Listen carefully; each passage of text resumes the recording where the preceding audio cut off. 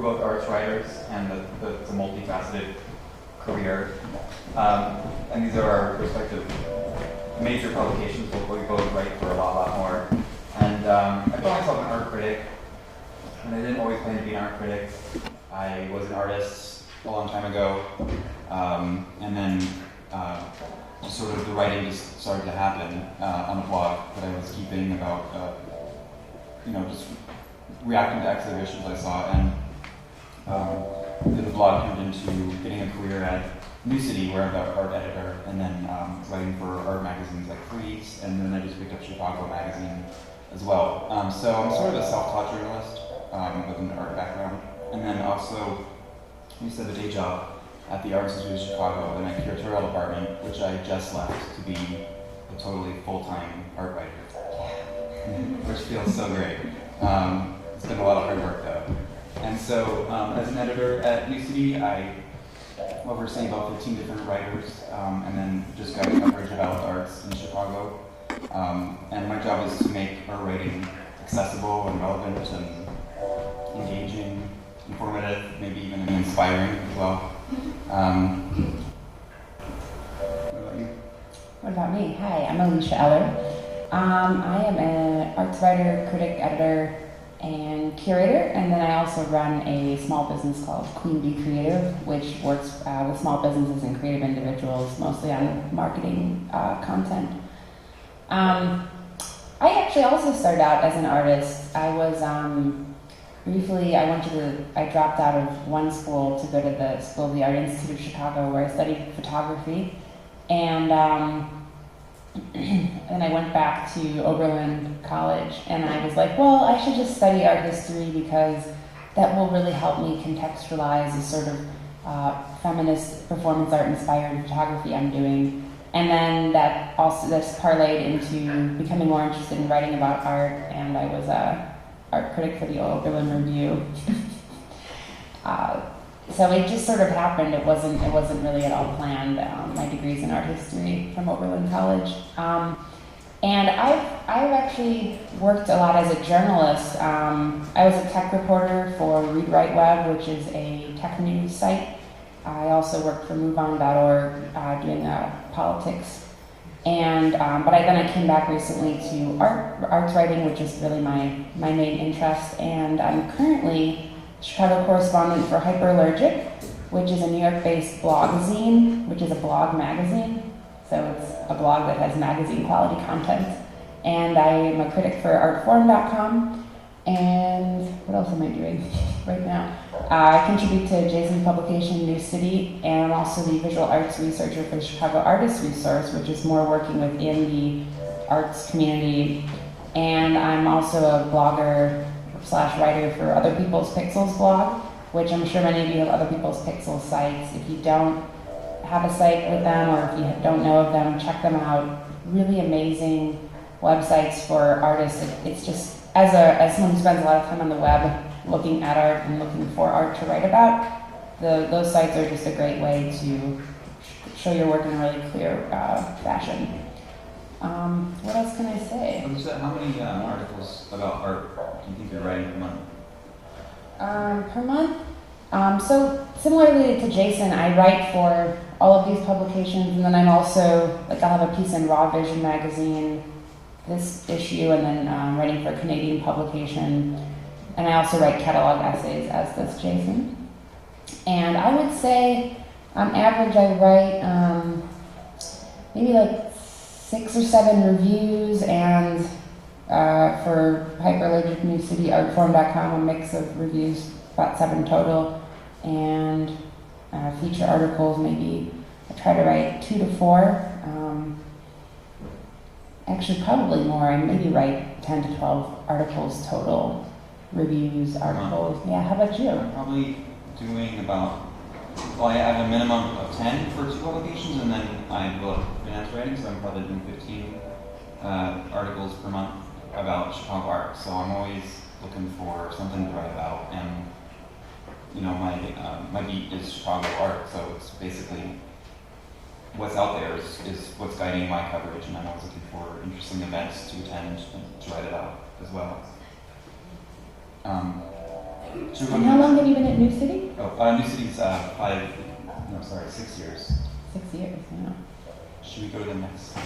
Next slide. Hi. We're just going to go over some of the different types of art writing that exist, and we'll break it down one by one. All right, but first, let me ask the crowd. Does everyone have an artist statement? Raise your hands. Yes. Yay. Okay, something close to it? Okay, good. Okay, so this will be a good starting point. Can you go to the next one? Has everyone had enough coffee? Oh, good. Oh, we have. Okay, good. So, artist statements, we've been calling it artist as person. It's just sort of the phrase we've been using. And how do we define it? How do we define that? Yes, we had quite an interesting conversation about this. I think today, with artists being so multifaceted in what they do, I rarely meet an artist that I find really interesting who is only doing art. I'm interested in an artist who maybe they're also a baker and they teach art at a children's elementary school, and then in their free time they teach guitar lessons to senior citizens. And not like to be a successful artist you have to do all of that, but what do you do as an artist that also in your life that informs your practice? So I think some of that can come into your artist statement, and also I don't think you need to have just one artist statement, that defines everything that you do. Sometimes it's nice to have, different ones, like just a sort of a little portfolio of artist statements you can use for different projects, or if you're, applying to like a biennial, you might want to have one that's really super, serious. But I don't think artist statements always have to be so serious, because then they get bogged down in art jargon, and sometimes it's nice to be just a bit more specific about who you are and what your project's about. I really like concrete information in an artist statement. Sometimes I find very just hard to understand or too theoretical or academic statements like I deconstruct social codes. Sort of every artist, that's what all artists do. So, what exactly are you doing? And it doesn't need to be so general or vague.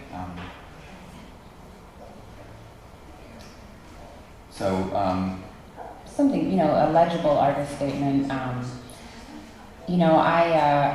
I work with artists on artist statements as well, and I'm a proponent of if you don't feel comfortable writing the whole thing yourself, work with a friend, work with a writer, work with someone else who can help you shape those ideas a bit.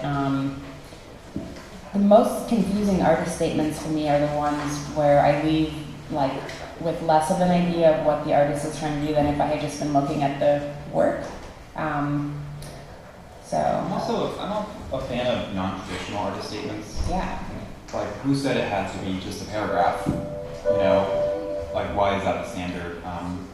Maybe if you're a creative writer, some of that can come into it, or you don't need to tell me everything there is to know about you and your art. Maybe you give it a sort of an angle, or just go deep into one category about what your art's about, and let us figure out the rest. Some mystery is okay, I think. Oh, I don't know if we're doing questions during, but do you often look at artist statements while you're looking at slides? Is that generally how you do it, or do you look at an artist statement first and then slides later? Or I think every context is different.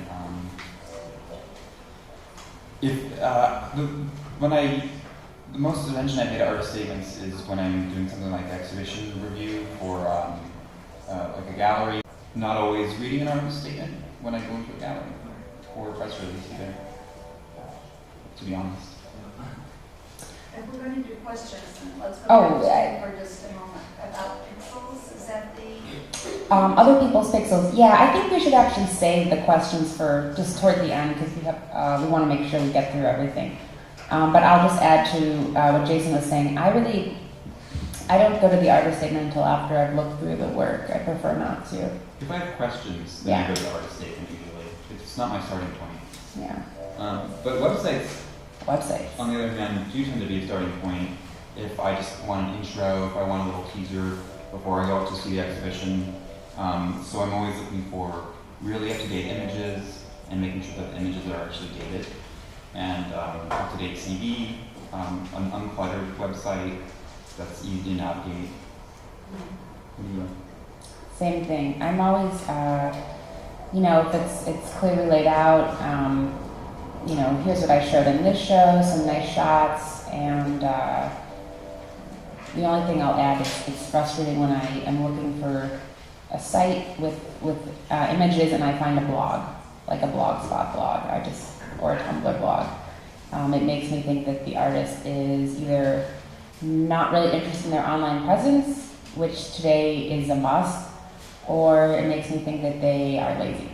See, Unless it's part of the work. I like like Tumblr if it's very specific, like For a project. sure. Or there's if you can use a Tumblr, which is just a website that is really easy to update with images. And so I've seen ones that are like there's a young artist named Andrew Holmquist, and he does one painting per day, and it's sort of a sketch, and he's putting it up every day, and so that's sort of an insight into his daily creative practice. Or somebody like Elijah Berger, who's just posting a lot of inspiration pictures, treating the blog like his studio wall. You would see about pictures of your studio wall, things that inspire you. So he's sort of sharing those things and videos, and that's an insight into him that I really enjoy. Yes, to that I will agree, and I almost brought up Elijah. But I'm saying it's frustrating if the Tumblr is the only information I can find. Yeah, like Ellen Green, who has show up at Erin Packer right now. She's a great website, and then she also does the same thing with Tumblr, where she posts inspiration and insight into some of her images, or where she, hey, you may see Jesus in my work, but I'm not religious, and here's a bit about that. Like she'll post that on her Tumblr. So Tumblrs and blogs can be great for that, but as a home base for a website, it's sort of frustrating. What about more social media like Twitter? Do you expect artists to be using Twitter? Facebook, I love Facebook. Yeah, it's great. It's a great way to just informally share. Twitter is a little bit different. I think Twitter, if it's useful to have a dialogue with people on Twitter,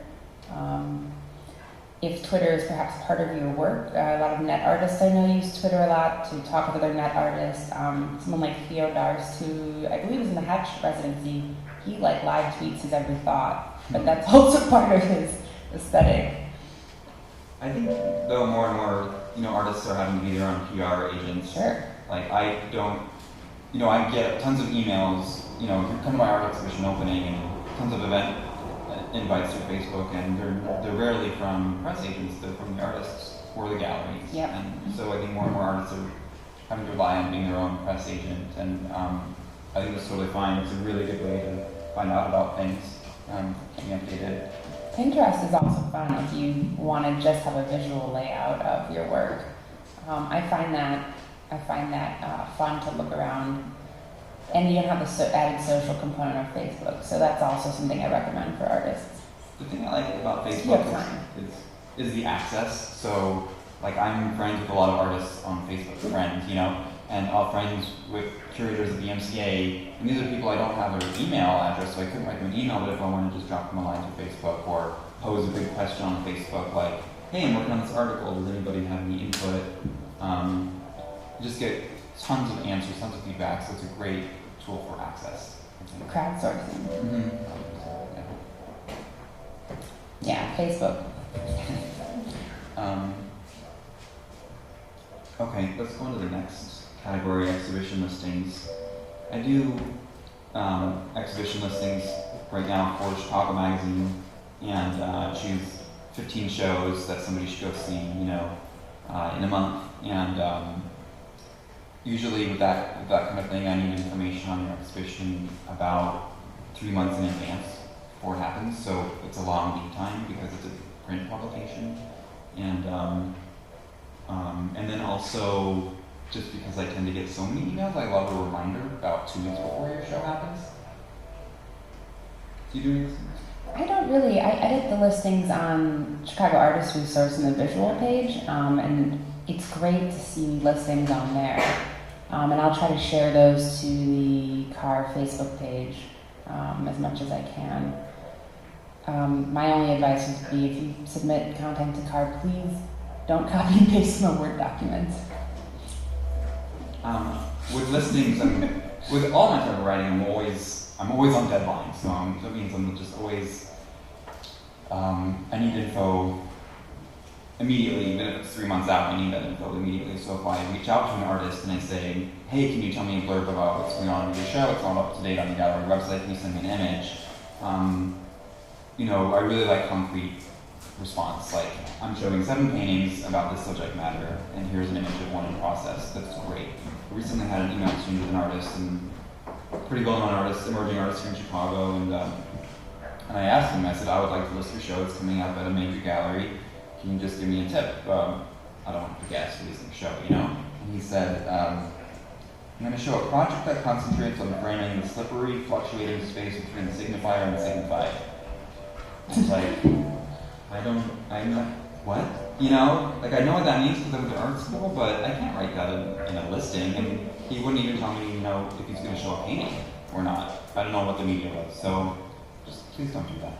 Yeah, I mean, if an arts writer writes to you, I recently had an exchange with an artist on Facebook message. Said, hey, I really enjoyed reading your interview and really interested in your work. Keep me posted. And she wrote back. I said, add me to your mailing list, or feel free to reach out if you have a show, which is like, when?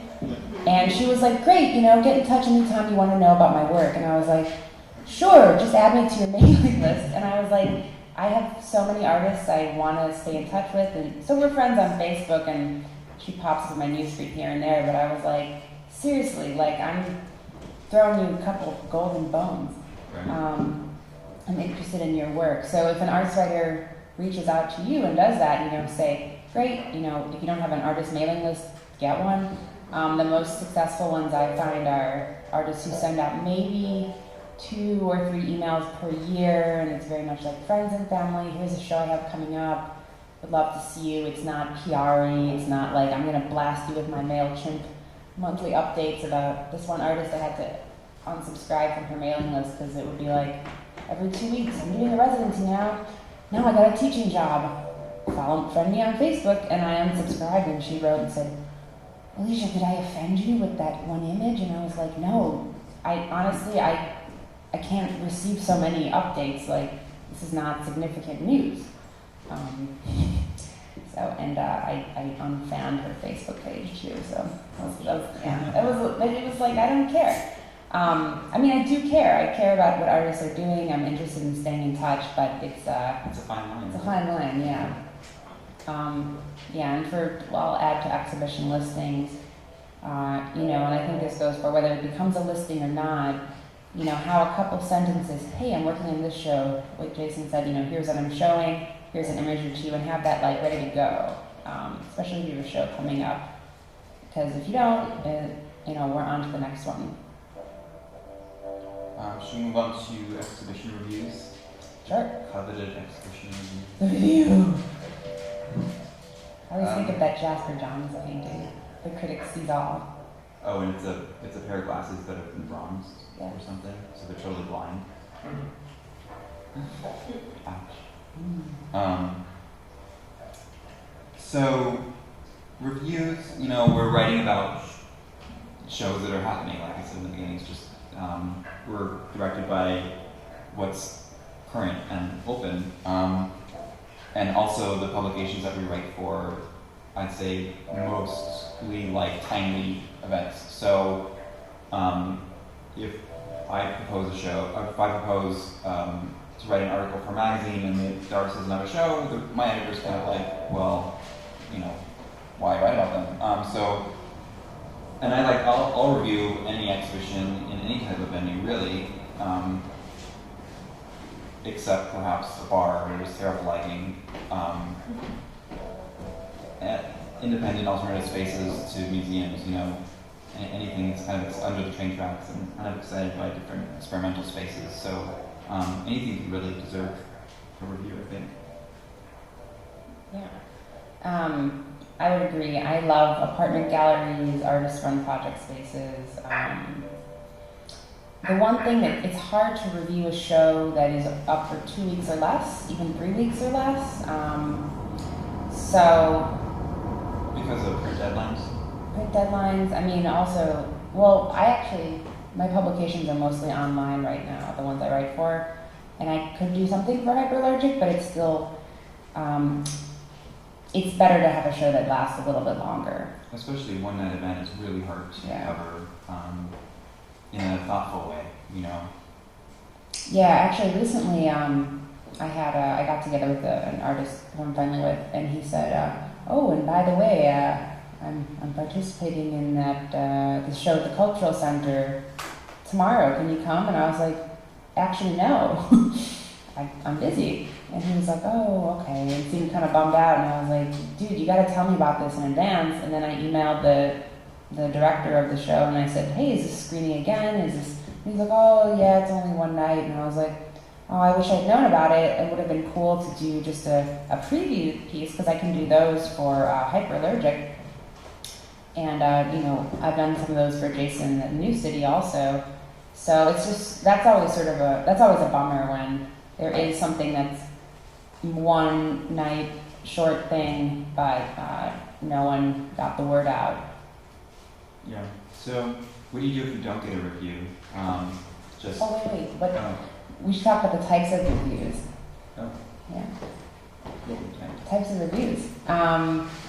So for me, I'll do 250 to 300 word reviews for artform.com. Well, those are critics' picks, so those are, I mean, it's a review, a positive review, really. It's a critics' pick. This is a show you have to see if you're in Chicago. I don't care where you're in from. This is a must-see. Those are 250 to 300 words, or rather, sorry, 200 to 300. My New City reviews are 250-ish, would you say? And then Hyperallergic, I can get a little bit longer. I can go about 800 words. And then print publications, I tend to go a bit longer. This review I'm writing for a Canadian publication, C Magazine, is going to be about 1,000, and then art papers I've written 800 to 1,000. So those, for arts writers, for us it's really nice to be able to go a bit longer with a print publication.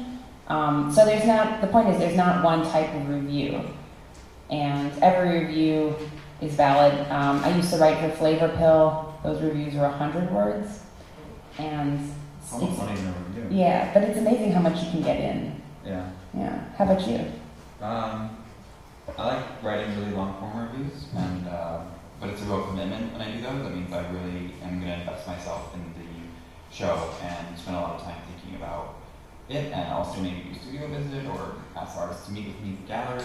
Yeah. So it's a real commitment, and I love doing those. Oh yeah.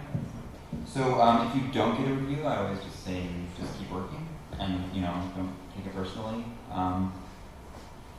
And if you do get a review, I think it's good to follow up with the writer in a few months and say, because clearly that means we have an interest in your show if we're reviewing it, and so follow up in a few months and say, hey, here's a new body of work I'm working on, or here's a image from my studio, something I'm working on. Yeah. Yeah, another thing is if you do get a review, don't attack the arts writer. I've had this happen a couple times where, I was trying to kind of keep it under wraps because I was concerned that this person would kind of flip out, and they did. And I was like, okay, is it going to run yet? What's going on? Well, how's it going? Hey, we should, texting. And I was like, whoa. It made me really not want to write about this person again, and it was really frustrating. Similarly, I had an artist I recently wrote about, or a couple, and the publication, the editors were in Miami, so obviously they're pretty busy in Miami doing the Miami things. And out of the blue, after a great email exchange and follow-up questions, because there's actually an article, not a review, I get an email from one of the artists saying, "Hi, Alicia, I'm assuming the review is not going to run. Thanks." And I was like, "What?" So On the flip side, those are things not to do when you do get a review, because it's it's a relationship where people, right. we have It's a normal big sort of lives. relationship, I think. On the flip side, I'm really surprised the number of artists who don't stay in touch with me after I review their work. It's kind of strange, actually. Yeah, and I've actually taken to, as a courtesy, I will email the artists I've reviewed, if it's a positive review, say, here's my review, just wanted to pass this along, thank you. And a lot of times I don't even get a thanks so much or anything. I get no response, and I'm like, well, and I tend to forget about people who don't respond unless the work is really that amazing that it's burned into my brain. Should we move on to exhibition catalog essays? Yeah. So we just laid out a few different categories. Do you talk about one-time essays? Sure. So we have 3 types, and this is after discussion. This is what we found we've done over the years. One time is more of, hey, you're hiring me to write exhibition essay. So if I were to write an exhibition essay for maybe the show in the Bolt space or some sort of group exhibition, a lot of artists, and then the introductory essay, I've written those mostly for artists who are perhaps newer in their practice. They are not sure they would get a review, but even if they did get a review, they would want to make sure there was some sort of context because they're new into the work, and they want to sort of have my name alongside their work. So I've done those as well. And then collaborative essays are mostly essays that after I've established a relationship with the artist. Like I actually last night just finished an essay with Peregrine Honig, who's having a show in St. Louis in January, and this is the 3rd essay I've written for her, so it's really a collaboration, and it's an artist that I look forward to working with for many years to come. So I think a collaborative essays, we mean collaborative between us and the artist, in the sense that the artist isn't writing it, but it's also a creative intervention for us into the work. Like I did a catalog with Jenny Kendler, who had a show here, and her work made me really think a lot about nature, so I wrote an essay that was sort of formatted like a field guide. And then it was lovely. Okay. And so she also she illustrated the field guide. So it was really, really fun to do, and she's had a number of catalog essays where they're just sort of very straightforward, and it was a moment for us to be able to depart from the really straightforward essay and do something different. And yeah, those also are people that I feel very fully invested in, and I want to follow their work for probably a lifetime. Mm-hmm. Yeah, and those are, They're rare. They're rare, and if you find a writer whose work you really like, whose writing you like, and you want to sort of establish that type of a relationship, it's really a valuable relationship to have. Mm-hmm. All right. So we're also journalists in a sense. Like I said, I'm a self-taught journalist. But what I do a lot of the time is report art news in one way or another in one of my publications. I do artist profiles. Someone's calling us. See? They want to start. Artist profiles. So that goes kind of back to the artist as person. And so when I'm doing a profile, it's kind of like a human interest story, or maybe also kind of like a studio visit in print. More about the person and their multidimensionality as well as their art. Features are more like sometimes I do things in New City where it's like I ask 20 artists to contribute a drawing or I did a scrapbook issue once, so there are more artistic projects that happen in print. What else? more just think pieces on thematic issues or news or opinion in Chicago. I think people are always interested in reading, about what's happening. What's an editorial you've recently done for Mm. op-ed? The Michelle Grabner one? No, because I didn't really write that. You wrote a lengthy Michelle Grabner piece. That was, about the Whitney Biennial, Chicago curators in the Whitney Biennial. But that was more of an article, feature article. I read a dream last night about Michelle Grabner. We were talking on the phone about Dream Picasso. about you. I just have dreams about tarot cards. So, Just a joke. So we also put down here, think like a journalist. You don't have to be a journalist. We're the journalists, but a way to sort of understand or get your head into how you might approach us with a topic instead of just saying, "Hi, I'm an artist and here's my work." Maybe you might think about an angle because as journalists we're always looking for angles. What's the story? What's the breaking news? Maybe you just reinvented an age-old egg tempera recipe for your paint, and or maybe you're using butter in a certain way, something that's gonna catch my attention because I then want to catch my reader's attention with the article. Yeah, similarly, what is it, basically what is an angle, I think is, I've found working with artists is the hardest sort of point of it if you don't have any sort of journalism background, but it's basically the question of what makes you different or interesting from everyone else. There's an artist I have written about who's based in Kansas City, and he says he's invented the genre of soft performance, and I'm like, what is soft performance? It's something between performance art and like a public intervention, and so that's interesting to me, and it also shows me he's either crazy enough or focused enough to actually say this is what I've done. And he also has an interesting story. He's totally self-taught, dropped out of a Jesuit seminary when he was 15, traveled the world, stuff like that. Obviously not everyone has done that, but basically what makes you different. And it doesn't necessarily mean to have a gimmick. Yeah, no gimmick. I like sort of honesty, and maybe you don't have an angle, that's fine too. I don't think everybody has to, rethink their creative practice. Yeah, and I'll just give another example of artist I recently worked with. She approached me on Facebook and was like, "Look, I'm a suburban mom and I paint this like really raw tattoo imagery onto women's vintage hand gloves, but I live in the suburb." And I was like, "What?" It just sort of caught me off guard that she would come out and say this. And I was like, "Okay, send me an image, put it out there."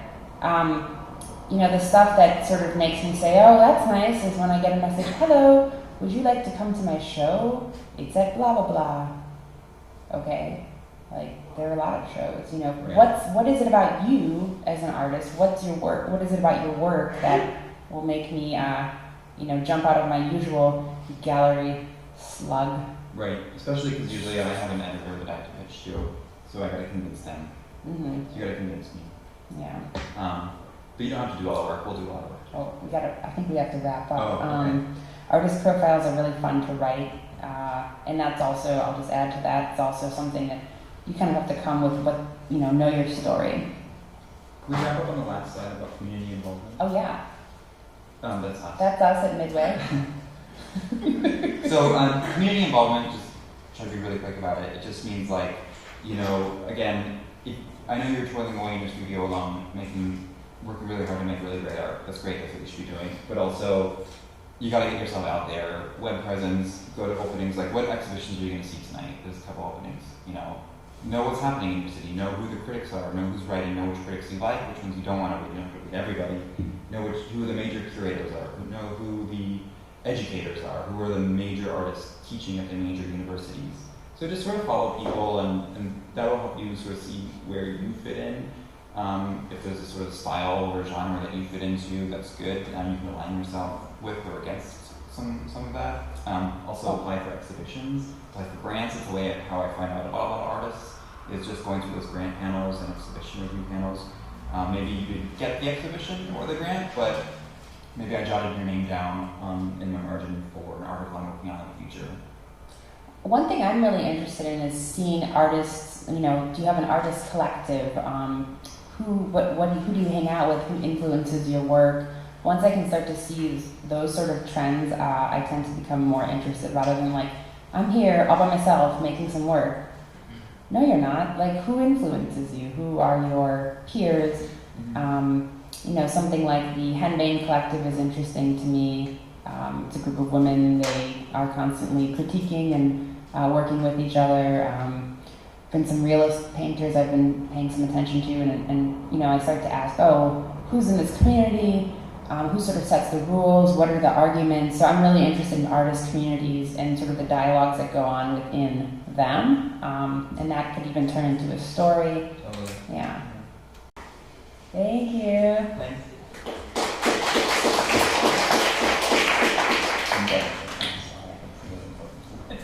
So I'm Frank Mercurio. I'm an independent consultant, curator, editor, writer, and I'm going to kind of dive into maybe one piece of what Jason and Alicia were talking about, looking mostly at press releases and how to write a press release, and try to give an interesting presentation on press releases because they're not always so interesting. So I thought also what we might do is kind of keep your attention. Everybody remember Artist Month back in October, and there were several featured artists. So throughout the presentation, I'll be asking you who did these particular pieces that you'll see. So anybody want to guess on this one? Which featured artist of Chicago Month did this? Is Victoria Fuller here today? I'm her rep. Okay, so this is one of her curators. Is that her work? No. That would be embarrassing. This is Sergio Gomez. Can you get the next thing? Oh, is it Sergio Gomez? It is, yeah, okay. So basically, at a glance, what we're going to cover today, just these four things. So if you take away nothing else, this is what I want to get across to you. So remembering to include the basics in your press release, how to write a good description, including images and what images to include, and then finally, formatting your press release. And there's a couple of different ways of doing that, and I'll just tell you what I think works best. So a little bit about me, current objects.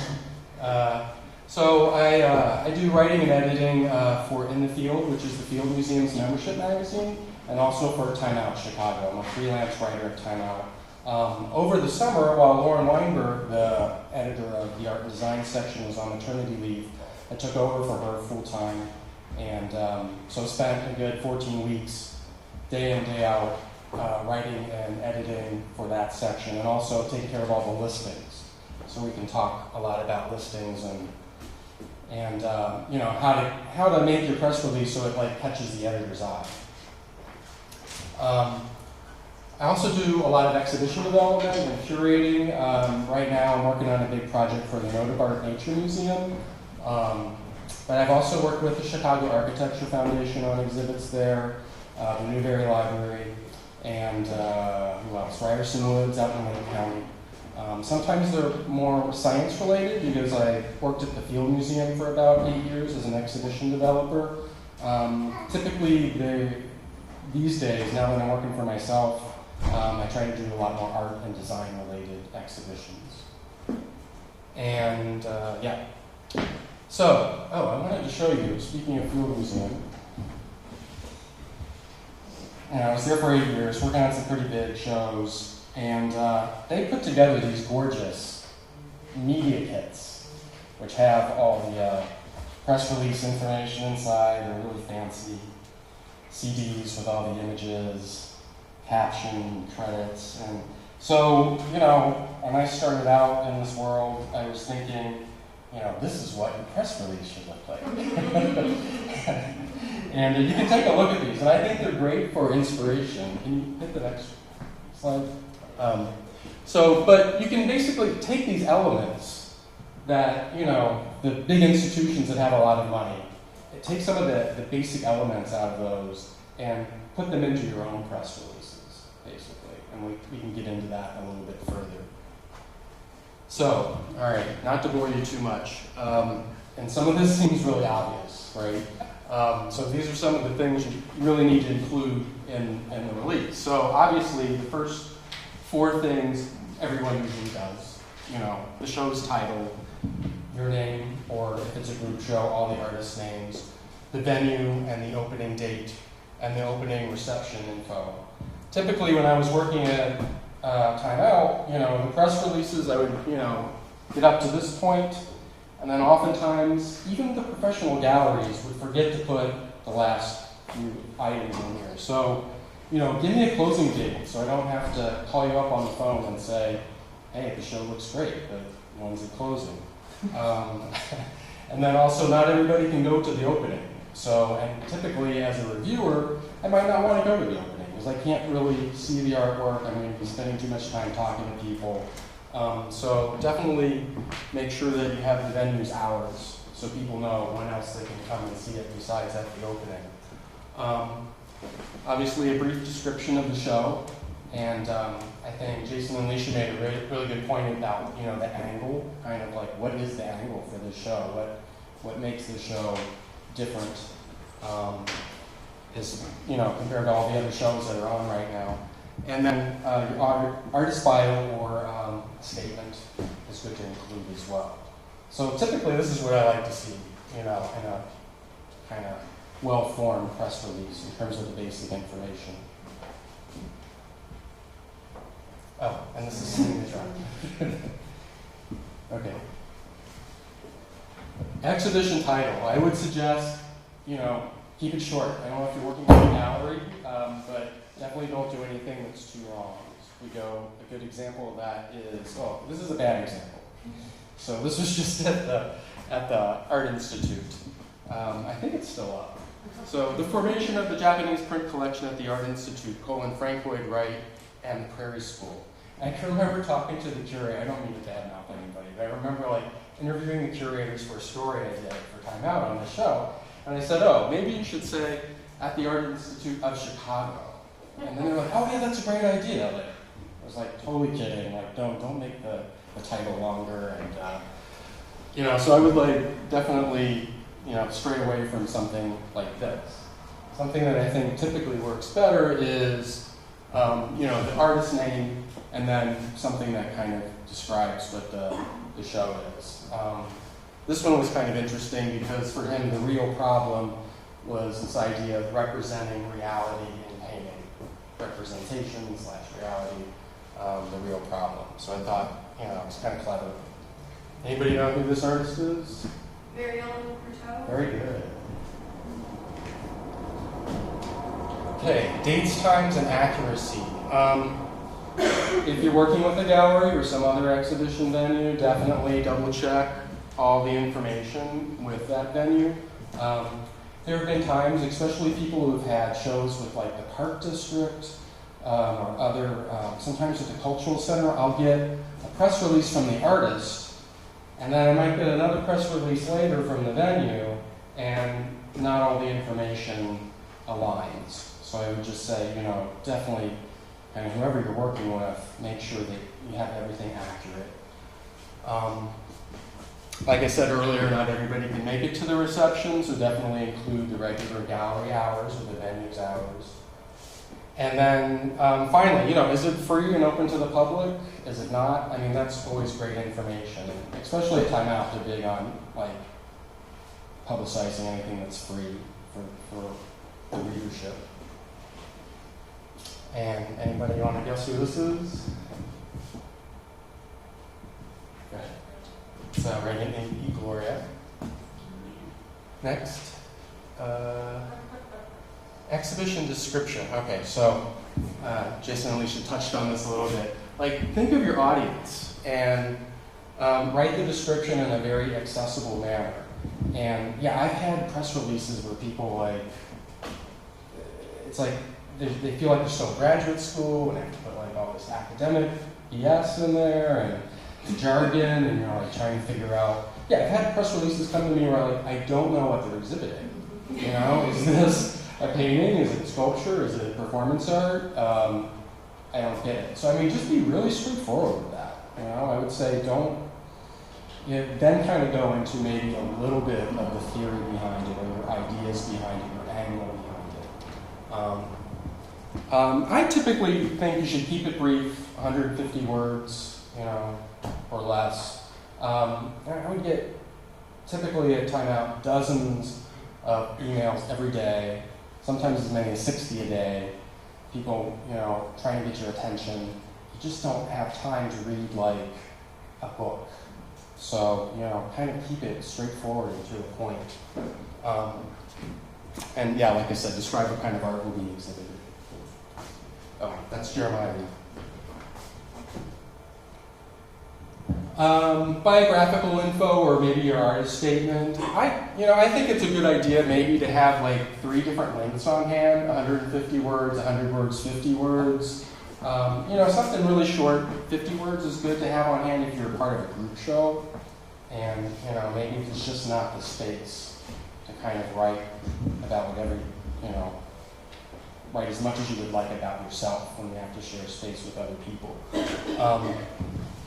I think it's a good exercise to maybe start out with 150 words or more, and then put it away for a while and come back to it and try and reduce it, get it down more to its essentials, and then put it away for a while and try it again.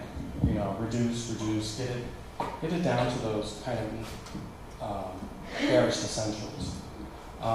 If you're not a good writer, then definitely work with somebody who is, who can help you out with this sort of thing. And this is Hebrew Brantley. Images. I would definitely suggest have a professional photographer shoot your work.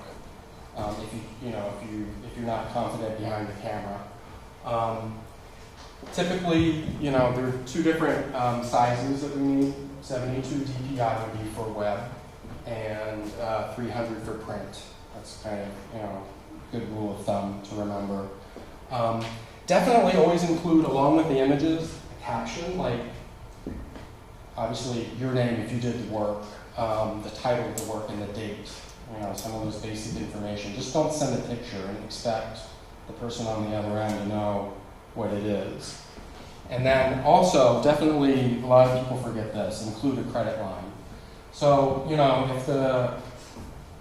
if the editor or the writer wants to publish the image, they need that information, especially in print. And on the web version as well. And so that's another thing that, I would often feel like I was wasting my time calling up people, hey, thanks for the images, who shot the picture, who should I give credit to, that sort of thing. Is it credit to the artist, to the gallery? Need to know that info. Okay. Oh, this is, I'm not really familiar with her, but she does the jewelry through Pintar. Ray Parker. What's that? Ray Parker. Yeah, very good. And, okay, so then finally the format. Typically I like to see everything in the body of an email. It's so easy then to kind of copy and paste and get whatever you need out of that. And then I would say also definitely attach at least 2 or 3 images of your work. Low res. Don't worry about sending high res to an editor right away unless they contact you and say, hey, we'd really like to publish something on your work. And then at that point you can send the high res. The low res are important just because, I want to see what your work looks like. I just don't want to have to read about it. And I'm kind of the same way where it's often we'll make judgments just first of all, kind of a snap judgment, looking through these, dozen or so emails that came to me that day and trying to pick out what art really looks interesting. It's assuming it's something visual like painting as opposed to performance art. And then finally, I do like to see you can attach to that a PDF. So what I would call your official press release. So, it would have all the same information as well as, some images of your work, ideally all on one page. So, you know, if I want to print that out and give it to somebody, I can, or if I want to send this along to a senior editor to see what they think of you know, your work. It's just kind of easy to do it that way, and then it's all in one format, easy to read, easy to send. Okay, that's it. And if you guys want, you know, and see people like kind of curiously writing some of this stuff down, I can easily send this out, maybe to Tempest, and Tempest can send it to other people. So anyway, I hope some of that information wasn't too obvious. But again, just, you know, keep it complete, and definitely remember who you're sending this to. You know, that you're being inundated oftentimes with lots of emails, and you know, keep it short, keep it to the basics. Can I just add something? I think it'd be really handy to have some notification on the part of our friends or the artists of whether or not a location is wheelchair accessible. I see, for, People in wheelchairs. you mean as part of the listings? Yes. Aren't all venues supposed to be? Yeah, they all are supposed to be. If they have a public event. There are ADA regulations, but not for profits, even those that receive federal or state funding can claim first. Yeah, I guess I never think about that because, you know, I worked for so long at the Field Museum there, you know, it has to be accessible. And everything that the designers do there, that's always a big part of it, you know, and not just for people in wheelchairs, but, you know, people with other disabilities as well. So, yeah, that's a good idea. I guess I would typically expect like the venues themselves to provide us with that information before we would actually seek it out. But, yes. Sorry, did you want to? Yeah. So we can open up the floor to questions for Frank, Alicia, or Jason for a few minutes, so we can take a couple of questions. So you can go ahead and go to. Kind of like a triple thing to all three.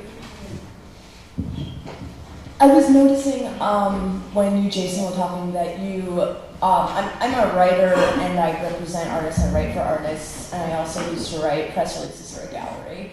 I noticed that you mentioned that you enjoy a more creative approach to the writing that you would receive, say, in an artist statement. I'm wondering if the same principle would maybe apply to a press release as well, or whether a press release.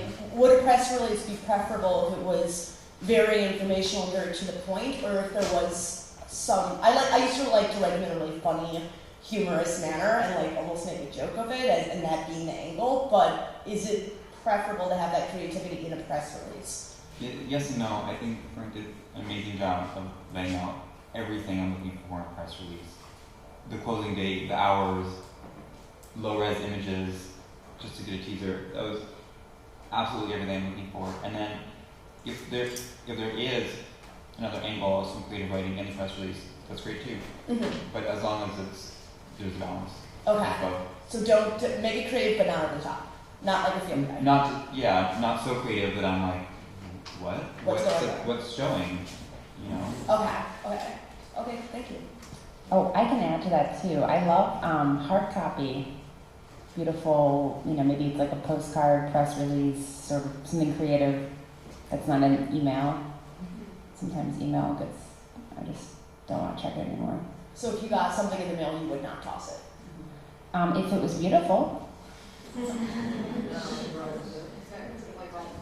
No, I generally don't like to get mail. I don't list my address because I work from home on my business card, and so the stuff that comes in my office, I don't put them. I have to put them out just like twice a year. So by that time it's really old and I toss it. And people send really overly elaborate like these packages that I'm showing tons and tons of. They spend $10 producing each one, and it's like I don't need that especially. I like to just get an email. I will say when I was, I used to write for Time Out, and when I was under one artist, I mentioned I was doing a profile of her. We were in touch on email, and she said, "Oh, can I send you something?" And I said, "Okay." And she sent me something that was personalized and beautiful, and it wasn't annoying. And you know, I gave her my mailing address, and that was fine. But it's not something I would really give out freely. There'd Yeah, be a specific request. Yeah, I would agree with that. I mean, sometimes it's good to get something like this for me, just to kind of catch my attention, but the downside is, if this is all you're sending me, and I've got to kind of read through all this, and then like sit down at my computer and try and type out what the relevant information is, it's going to be like a pain in the butt. So. I have a kind of a fun question about artists who post their images and new work on Facebook. I'm an artist with a business background, and I help artists with their artist statement, and I do websites for them. And creating the website, I want traffic to go to the website, and you can track it. I know you can track it on Facebook too. But what do you think about that practice? Is it the sign of a prolific artist or an insecure artist? Less is more, and we were talking about the artist as a person, and so if I'm friends with somebody on Facebook, maybe I don't always need to see just images. I also like links to articles that they found interesting or things like that, and that will in turn make me interested in them as a person and an artist, and maybe save all of the images for the artist's website, or post on Facebook something that's in process, not just something that they painted 5 years ago. One thing I find uninteresting on Facebook is when an artist posts every single piece that they're going to have in their upcoming exhibition. That happened with one artist, and I was like, okay, well now I've seen all of the work. I hope it's better in person. And it was okay, but I don't know, where's the surprise? It's like opening a present before your birthday. Hi, I just had a question of, I'm an artist, and I think a lot of people are, and they want to get your attention. And we've been, I'm also a teacher, and I'm very busy teaching. But I'm trying to get your attention, and I send you a press release that I think is very good, and I don't hear a response. How many times do I keep altering it and resending it to you in order to try to get your attention? You're not going to get a response from sending press release. No. I'm not going to say, got it, thanks. Okay. Or looks good. No response.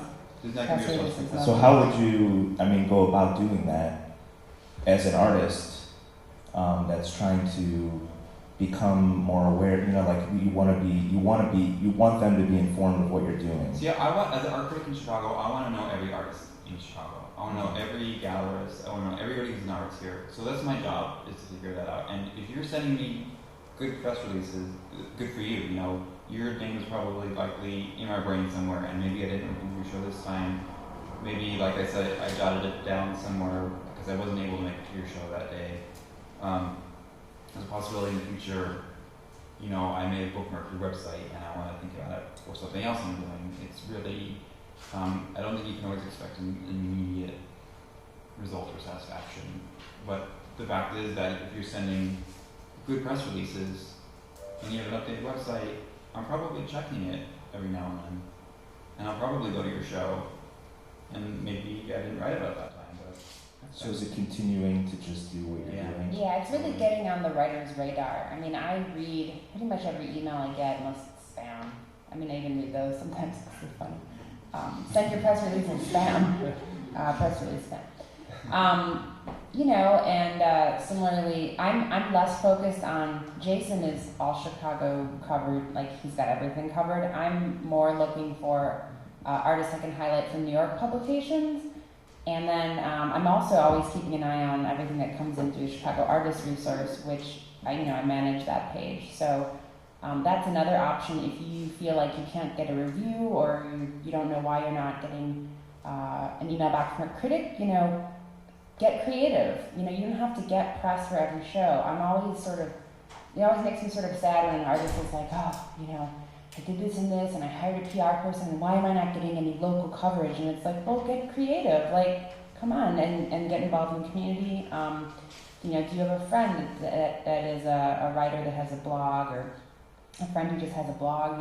What other angles can you go at? I find that there's usually more than just I'm an artist who needs an art review. Maybe I'm an artist who's also a mom, and I could get some interesting coverage on a blog about moms or mom culture, or maybe my work is critiquing mom culture, which actually happened to artists I work with. What are some other areas you can approach for your work? Are there any businesses that you might fit onto their blog? So, like Other People's Pixels, I interview artists for this Artists in Social Media series, and those are people who have Other People's Pixels websites.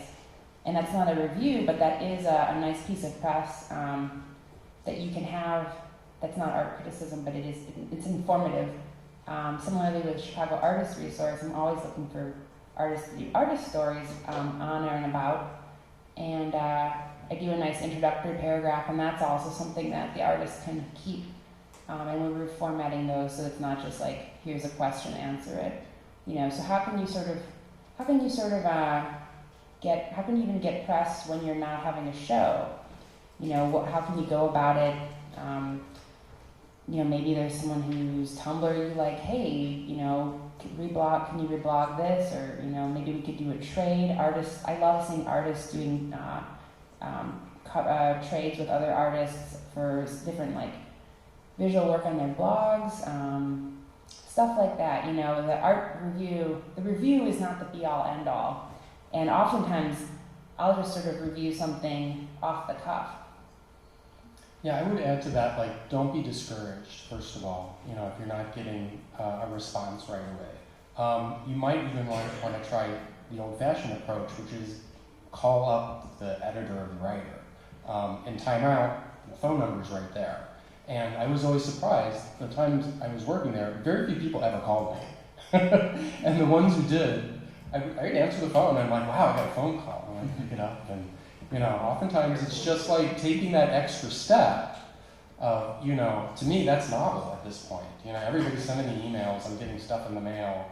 Call me up and really grab my attention and say, hey, I had a few young artists who were doing something at Show Pods, which is, down in Pilsen over the summer. And, I got an email, it was in the back of my head, kind of remembered it, and the guy calls me up out of the blue, and it's like, hey, did you get my press release? I'm like, I think so. I went back and I checked it, and we had a great conversation. And again, I think it goes back to what you guys were saying earlier about building a relationship. Sometimes it takes the artist to try to go in there and just really try to build that relationship, at least get the conversation started. The other thing too, and I don't want to go on about this, but at Time Out, there's only so much space in the magazine, and we can only put so many listings in. The senior editors are trying to make sure that we do a balance between the big museum shows and the smaller gallery shows, and maybe even shows in independent artist spaces. So there's just not room to put everything in there. So oftentimes it's not that you sent us a bad press release or your work sucks or whatever. It's more we just don't have the room, and or the labor to let everybody know we don't have the room. And one thing I'll add too for artists, keep an eye on arts writers you like, read their work, and if you don't really like their writing, if it's a debate between, I don't really like the writing, but I really like the review in so-and-so publication, my suggestion would be to go with the writer whose writing you like. Mm-hmm. So I think we have time for maybe 2 more questions. Oh, we have a lot more questions. How many do we have? How many do we have right now? 3, 4? Okay. I personally don't like doing this, but what I'm going to do is have all of you ask your questions and then try to get them to address them in some form, because our consulting sessions start at 12:30 and we've got about 15 minutes, and I want to give them some time to relax and you guys some time to eat. So, okay. I'm an artist. I live in downstate in Bloomington, and I recently had a really nice artist profile in the local newspaper, and they did a good job. It was a long article with images and everything. And I was just wondering, the show that kind of inspired it has closed, but I was wondering if I can use that artist profile in any way other than just like a link on my resume or something like that. Hi, it's for Jason and Alicia. It seems like, and correct me if I'm wrong, that most of the artists you're talking about are people that you know either from some relationship that started or through a gallery that you're already familiar with. So I'm wondering if it's good to introduce yourself to writers or critics when you don't have a show, either for a studio visit or some sort of other way of saying, this is my work, and then continuing to update them, or if you think that's irrelevant and it's just a matter of whether or not the show catches your eye.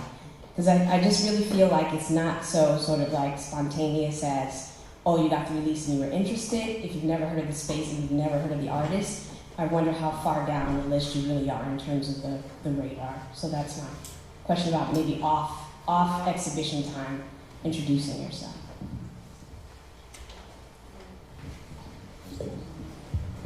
Thanks for your wonderful presentation today.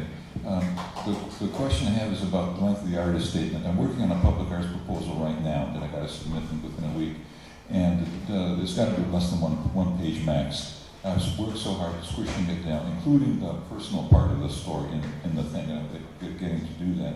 Now today I see one recommendation to basically cut it in half, 150 words. The other recommendation is put in community involvement. Well, then it gets to be 2 pages. So what is one full solid page okay? Will people actually look at it, or do I have to get rid of essential things?